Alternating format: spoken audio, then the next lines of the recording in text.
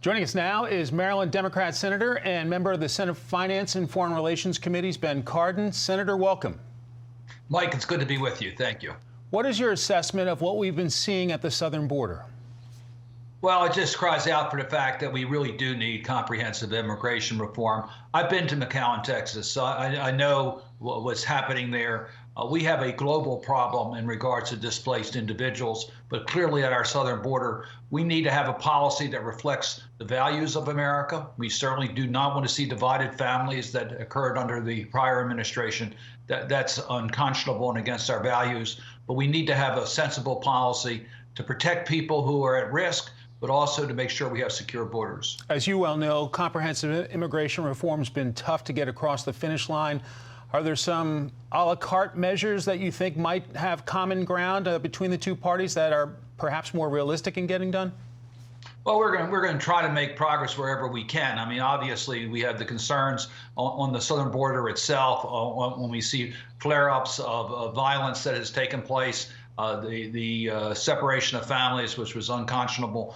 I hope we can do something a little more comprehensive. I can tell you, there are Democrats and Republicans. We did it once before. We passed comprehensive reform in the Senate, did not pass the House. It wasn't taken up in the House, but it had strong vote. I hope we can do it again. I think the American people want us to do that. They want secure borders. We recognize we have economic issues in regards to visas for employment. We have issues concerning family reunification. We have a lot of issues that we really need to deal with, and it'd be good to pass a comprehensive immigration bill. You're a member of the Foreign Relations Committee. Is there something diplomatically we can do with Mexico and perhaps those Central American countries in a humane way to slow down the flow of those migrants?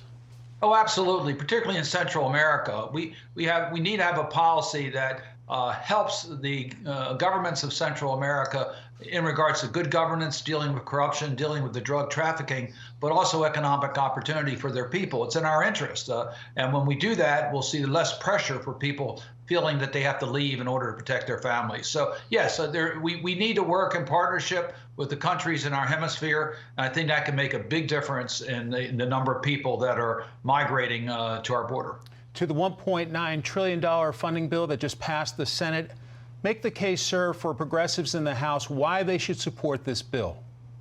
Oh, this bill's good for America. It addresses the concerns of getting COVID-19 behind us from a medical point of view, providing the funds to get these vaccines distributed as quickly as possible, vaccine development.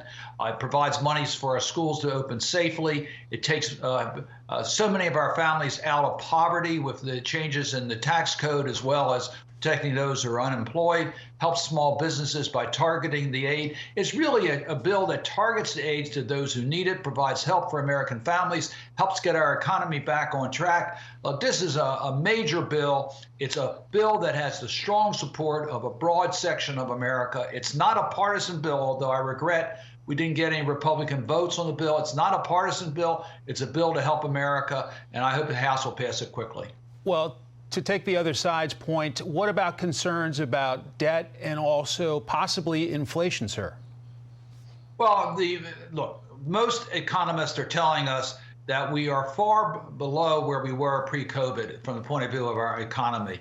Let me just give you one provision I helped craft. That is the bill, the provisions that will help restaurants. We've lost 2 million jobs in the restaurant field alone. So we still have a way to go before we can declare victory. So we're not at risk at this particular moment of overheating our economy. We got to get job creation, and we need good jobs here in America, and we need to be competitive. One item stripped out in the Senate, as you well know, $15 minimum wage. Is that dead, sir?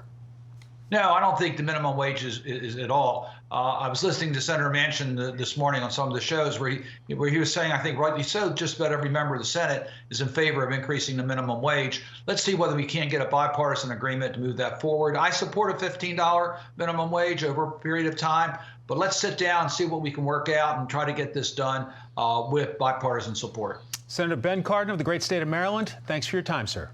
Thank you.